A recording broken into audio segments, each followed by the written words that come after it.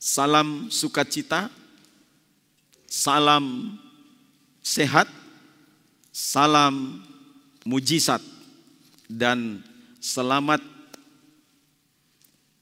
memasuki minggu pertama di bulan terakhir tahun 2021. Saya percaya kemenangan ada di pihak kita terus dalam menghadapi kehidupan ini. Walau banyak tantangan di tengah pandemi, kita tidak perlu takut dan gentar karena Immanuel, Tuhan beserta dengan kita. Puji Tuhan, kita masih tetap berbicara tentang berbagi roti kehidupan, berarti bermultiplikasi dalam komunitas. Kita akan lihat pembacaan kitab suci yang terambil di dalam Kisah pasal yang kedua ayat 46 sampai dengan ayat yang ke-47. Kisah Rasul pasal yang kedua ayat 46 dan 47, demikian bunyi firman Tuhan. Dengan bertekun dan dengan sehati mereka berkumpul tiap-tiap hari dalam bait Allah. Mereka memecahkan roti di rumah masing-masing secara bergilir dan makan bersama-sama dengan gembira dan dengan tulus hati sambil memuji Allah. Dan mereka disukai semua orang. Dan tiap-tiap hari Tuhan menambah jumlah mereka dengan orang yang diselamatkan. Puji Tuhan. Tadi pagi saya telah berbicara tentang topik ini, tapi dalam pembacaan Markus pasal yang ke-6 ayat 35 sampai dengan ayat yang ke-44. Dua hal penting yang dinyatakan di dalam kebenaran ini.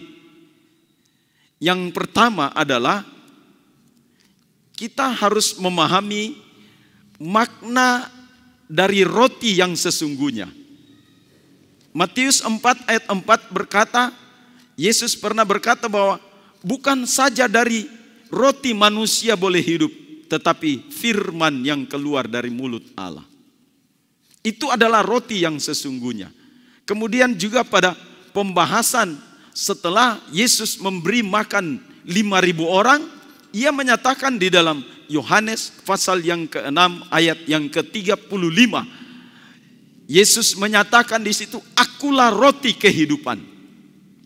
Jadi kalau kita bicara tentang hal roti, ini bukan hanya sekadar kita berbicara tentang hal dalam bentuk material, tetapi juga akan bicara dalam bentuk spiritual dan psikologi. Ya. Secara jiwa kita, karena Mazmur 23 berkata bahwa Tuhan menggembalakan kita itu bukan hanya secara materi. Memang dalam secara materi dan hal fisik Tuhan memberkati kita. 5 roti 2 ikan. Benar.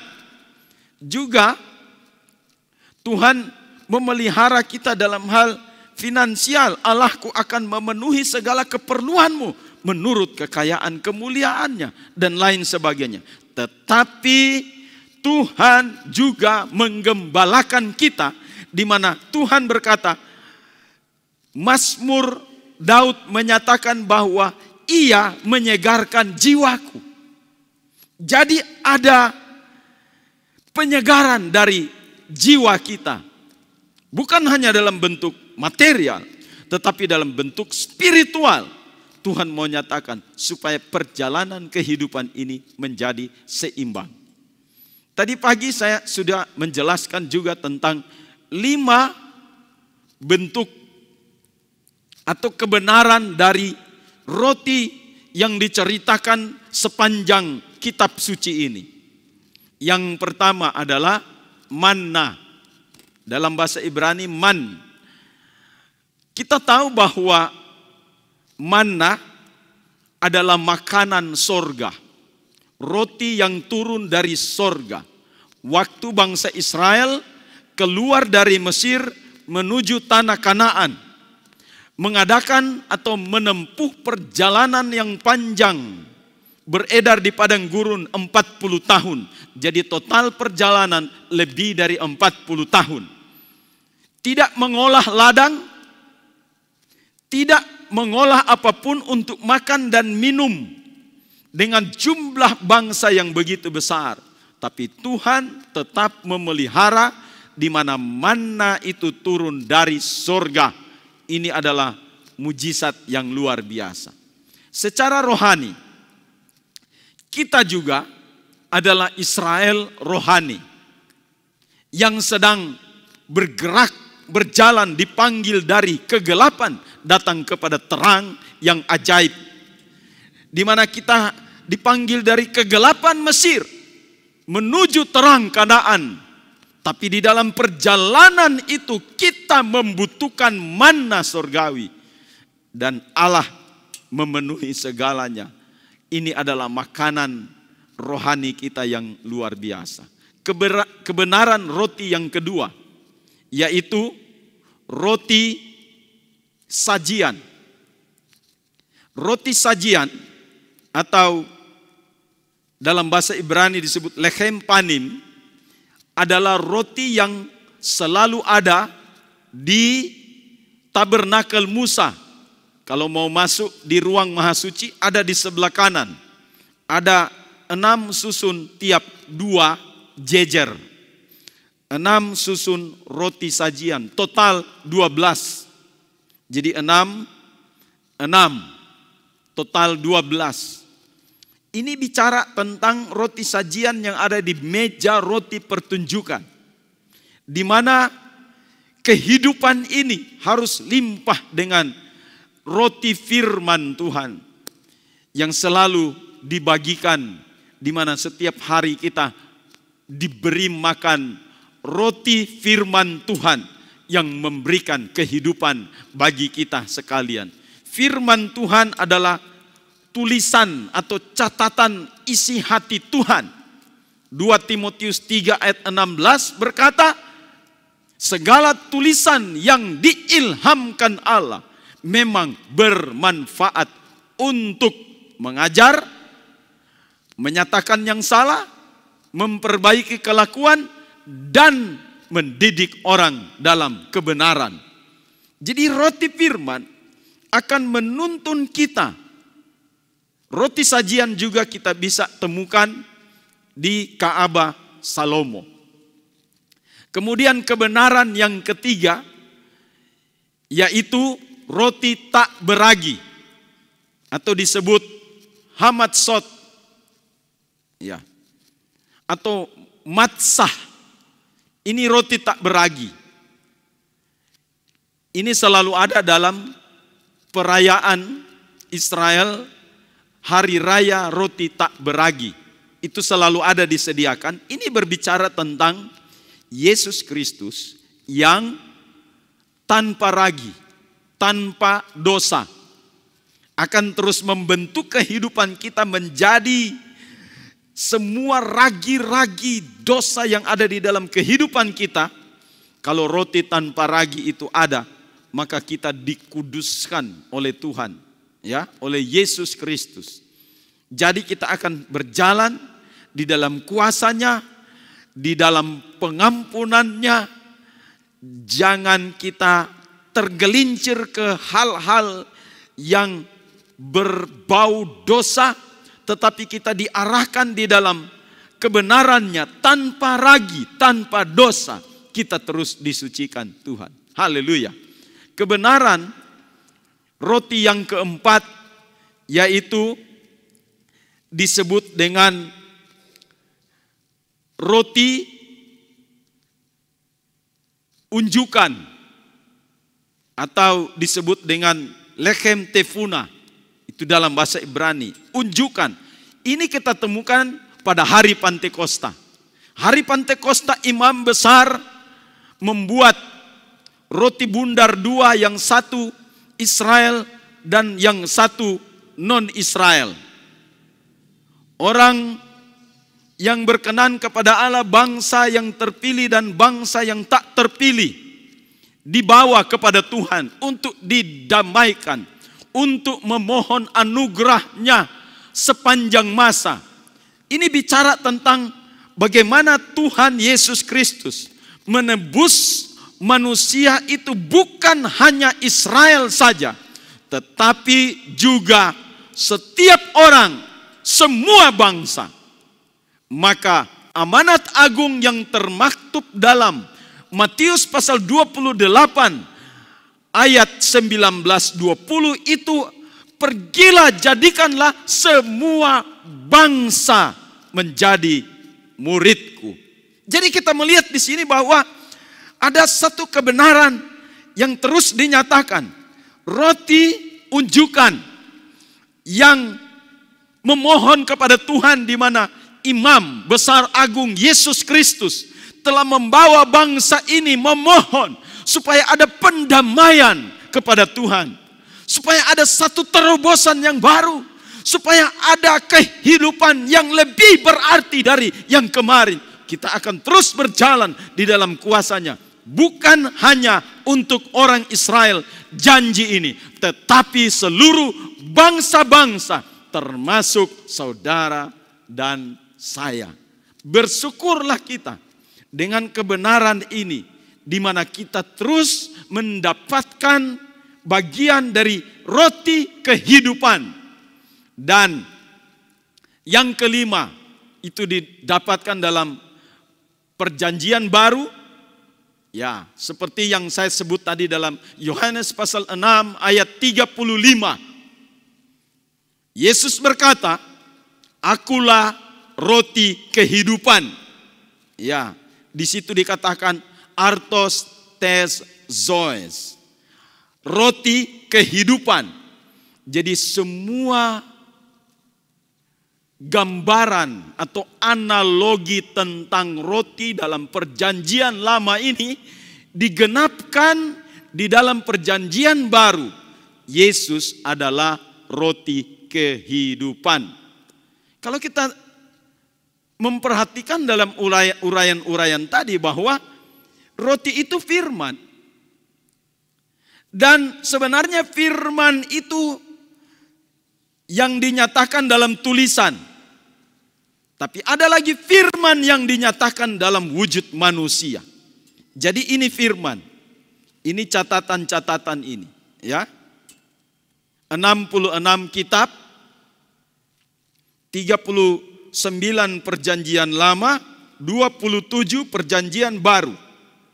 Ada 1189 pasal. Ada 31.101 ayat. Ini adalah firman secara tertulis. Tapi dalam Yohanes pasal 1 ayat 1 berkata begini, "Pada mulanya firman. Firman itu bersama-sama dengan Allah. Dan firman itu adalah Allah." Ayat 14. Firman itu telah menjadi manusia. Firman yang menjadi manusia itu Yesus, yang hari ini kita akan makan minum bersama di dalam tubuh dan darahnya di meja kemurahan, meja mujizat, meja perjamuan suci, meja anugerahnya pada kesempatan ini. Maka tak perlu khawatir, tak perlu ragu. Dalam beberapa hari lagi kita ada di ujung tahun 2021. Tak perlu ragu, karena roti hidup akan menyertai kita. Haleluya.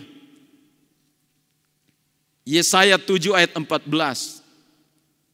Mesias akan datang dan hendak menamakannya Immanuel. Immanuel. Bulan ini adalah bulan Immanuel. Katakan amin. Dengan yakin, bulan ini, bulan terakhir ini adalah bulan Immanuel. Sampai ke tahun 2022 tetap Immanuel. Karena roti kehidupan itu adalah roti yang dahsyat dan luar biasa. Kalau kita sudah menerima roti kehidupan itu, jangan lupa.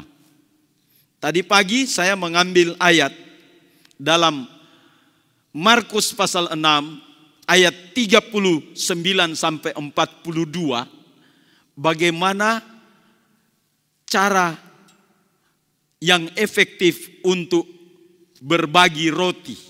Nah, itu gambaran, ya, di mana Yesus suruh berkelompok-kelompok. Bikin kelompok-kelompok, karena 5.000 orang ini banyak sekali, saudara. Ya, banyak sekali 5.000 orang. Jadi disuruh bikin kelompok-kelompok. Ada yang kelompok 100 orang. Kemudian ada yang kelompok 50 orang. Ya, kalau 100, wah banyak sekali, ya. Ada yang kelompok 50 orang. Jadi semua berkelompok-kelompok. Kemudian Yesus mengambil roti itu, memberkati. Setelah dia mengucap berkat, dikasih sama murid-muridnya. Ini, ya, bagi. Jadi murid-murid pergi kepada kelompok-kelompok untuk membagikan roti kehidupan itu. Roti, ya. Ini cara yang efektif. Tahun 2022, siapapun yang mendengarkan firman ini, coba kita akan efektifkan membagi roti. Ya. Di tempat kerjamu ada komunitas di situ. Bagikan roti. Firman Tuhan, bagi. Ya.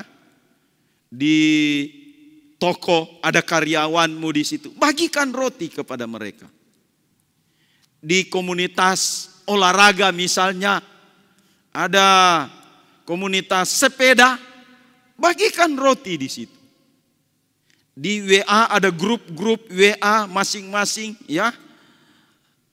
Kita semua ini ada grup-grup WA di mana grup kita ada yang sama dan ada yang berbeda satu dengan yang lain. Coba, ya, mungkin kau berkata, Pak Pendeta, saya tidak fasih berbicara bagaimana saya mau bagikan firman untuk ini. Ya, untuk awalnya, tapi ke depan kita harus bisa mengolah firman Tuhan dalam hidup kita, supaya kita berbagi secara langsung. Tapi minimal, kita mau berbagi. Ini sekarang ini zaman sudah berubah. Ya, kita bisa dapatkan rekaman khotbah malam ini, ya, rekaman khotbah malam ini sudah bisa kita lihat besok. Kunjungi saja GPDI El Shaddai Tentena YouTube, saudara akan temukan di situ. Lantas setelah itu, biar bukan mulutmu yang bicara, saudara-saudari sekalian, jempolmu saja yang bicara melalui HP saudara atau laptop saudara, untuk mengambil semua bahan-bahan itu, bagikan ke grup. Dan di tahun ini kita sudah merampungkan satu materi pemuridan, mulai dari lahir baru sampai dewasa di dalam Kristus. Itu sudah ada. Semua materi khotbah ada di situ.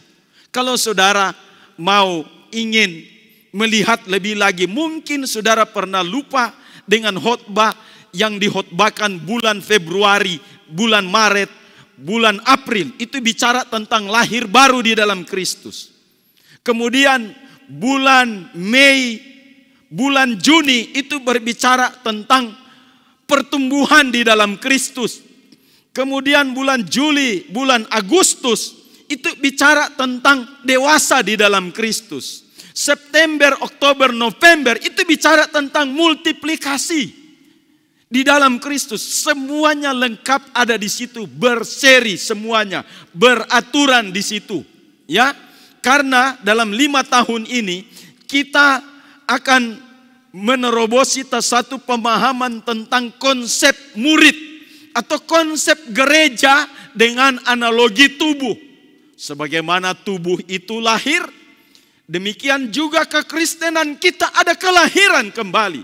Sebagaimana kita bertumbuh, demikian juga kekristenan kita akan bertumbuh. Sebagaimana kita dewasa, demikian juga kekristenan kita akan dewasa. Sebagaimana kita bermultiplikasi, menikah, ada anak-anak, demikian juga kita menjadi gereja yang misioner, yang bisa menghasilkan jiwa-jiwa yang baru. Bagaimana kita memulai? Lihat semua materi-materi, panduan-panduan itu. Nanti kita 2022 kita akan kembangkan lagi secara maksimal. Ini yang dimaksudkan cara membagikan roti yang efektif yang Tuhan Yesus pernah contohkan kepada murid-murid pada waktu memberi makan 5.000 orang. Sekarang pertanyaannya adalah, apakah efektif ini dilakukan? Saya katakan ya.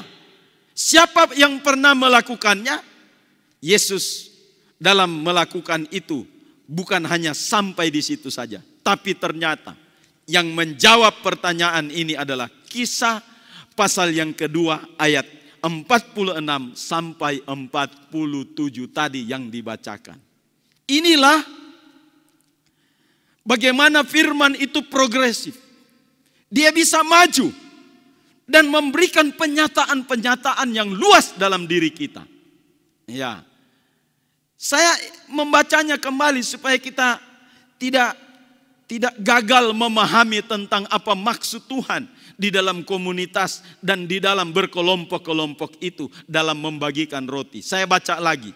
Ini ternyata dipraktekkan kembali oleh gereja mula-mula untuk membagikan roti yang efektif. Coba Kisah pasal 2 ayat 46-47 saya membacakan lagi supaya kita memahami dan mengerti ini.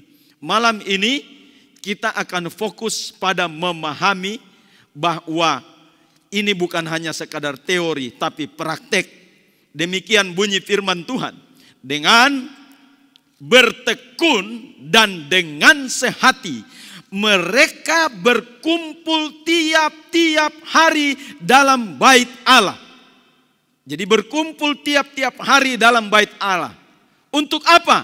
Mendapatkan roti sorgawi. Nah sekarang, mereka memecahkan roti di rumah masing-masing secara bergilir dan makan bersama dengan gembira dan dengan tulus hati. Jadi setelah berkumpul di bait Allah, tidak stop sampai di situ, tetapi ada pemuridan selanjutnya untuk membagikan roti dari rumah ke rumah secara bergilir. Ini yang dimaksudkan dengan komunitas sel. Itu sudah dilakukan oleh gereja mula-mula. Sekarang ini model komunitas sel banyak ya. Memang untuk berbagi roti di tengah banyak orang ya, kadangkala cuma hanya monolog. Saya ini berbicara di sini monolog. Tapi coba kalau tinggal 5 orang ya, tinggal 12 orang yang saling berbagi firman, atau tinggal sekian orang, ini yang dibilang berkelompok-kelompok, supaya firman itu bisa mendarat dengan baik. Ada yang tidak dimengerti, di situ tanya, ya, masing-masing bisa bertanya, saling berkomunikasi dua arah, ya, bukan monolog tapi dialog. Di situ berbicara, di sini berbicara. Di situ komentar, di sini juga komentar. Di situ bertanya, di sini menjawab. Di sini bertanya, di situ menjawab. Saling melengkapi satu dengan yang lain. Ini adalah cara berbagi roti kehidupan yang efektif. Saudara sekalian, mari target kita tahun 2022 banyak memuridkan orang. Kita mau banyak multiplikasi sel. Ya. Multiplikasi sel di grup sepeda. Oke, silakan bagi firman di situ. Di grup yang lain, ada mungkin grup ibu-ibu atau grup bikin kue atau grup restoran, silakan saling berbagi di situ. Atau grup yang lainnya, olahraga, sepak bola dan lain sebagainya, kita bisa saling berbagi di situ, saudara-saudari sekalian. Sehingga firman ini kita diperlengkapi terus, dibaharui selalu, bertumbuh di dalam iman kepada Tuhan. Akhirnya kita menjadi murid Kristus yang luar biasa. Ini adalah tujuan Tuhan untuk kita sekalian. Hasilnya luar biasa. Haleluya. Saya membacakan kembali lagi di dalam Injil Markus bagaimana Yesus menyuruh untuk berkelompok-kelompok, kemudian roti dibagikan, semua makan sampai kenyang, tidak ada yang terlewatkan. Karena berkelompok-kelompok. Kalau dalam komunitas sel sedikit itu bisa kelihatan semua. Kalau banyak orang, wah susah. Ya, bisa ada yang lewat. Tapi kalau komunitas kecil, semua puas. Semua kenyang dengan roti hidup yang dibagikan. Nah, kita lihat dalam Markus pasal yang ke-6, apa yang terjadi setelah pembagian roti secara merata di dalam kelompok-kelompok itu. Ayat 43 berkata begini, ya, ayat 42 saja. Dan mereka semua makan sampai kenyang, tidak ada yang terlewatkan. 43. Kemudian orang mengumpulkan potongan-potongan roti 12 bakul penuh, selain daripada sisa-sisa ikan. Haleluya. Jadi kita lihat ada lebih, ada tambahannya 12 bakul penuh. Haleluya. Ini bukan sisa-sisa. Kalau dulu saya sekolah minggu, memang saya dengar guru sekolah minggu bilang Yesus memberi makan 5.000 orang, sisanya 12 bakul. Ini pengertian sisa ini masih perlu terjemahan yang panjang. Kenapa? Kalau sisa itu bisa bicara, kita makan, mungkin kita kasih sisa sepotong, ini sisa. Ya, berarti kalau sisa tidak boleh kita kasih orang lain yang lagi. Jadi kualitasnya sudah tidak bagus. Ya, kalau sisa-sisa ini selalu berkonotasi bahwa sisa itu kalau bukan untuk anjing, untuk ternak yang lain. Tapi yang di sini saya tidak pernah melihat di sini bahwa disebut sisa-sisanya. Ya, kecuali dalam terjemahan itu sisa-sisa ikan. Sebenarnya bukan begitu, saudara sekalian. Ya. Dalam terjemahan aslinya disebut periseo. Periseo itu artinya kelebihannya. Jadi bukan bekas dari orang makan menjadi sisa-sisa, tidak. Kelebihannya artinya kualitas roti kehidupan yang kita makan itu sama dengan apa yang sudah lebih dan itu kita bagikan kepada orang lain. Sama kualitasnya firman Tuhan, roti kehidupan itu sama kualitasnya. Roti kehidupan, roti mujizat adalah roti kehidupan yang mengandung mujizat. Saya mau berkata hari ini, pesan Tuhan hari ini, bagikan roti kehidupan itu kepada kelompok atau komunitas kita. Maka kita juga menjadi saluran berkat kepada orang lain. Tuhan Yesus memberkati kita sekalian. Haleluya. Di sini ada roti kehidupan yang sudah terpecah-pecah di Golgota. Dengan darahnya yang tercurah, kita akan bersama-sama untuk berada di meja Tuhan. Siapkan diri saudara untuk menjadi roti yang terpecah untuk sesama kita, untuk sesama orang-orang percaya. Haleluya. Bagikan roti kehidupan kepada teman-teman kita supaya mereka juga mendapatkan berkat yang sama dan pertumbuhan yang luar biasa. Haleluya.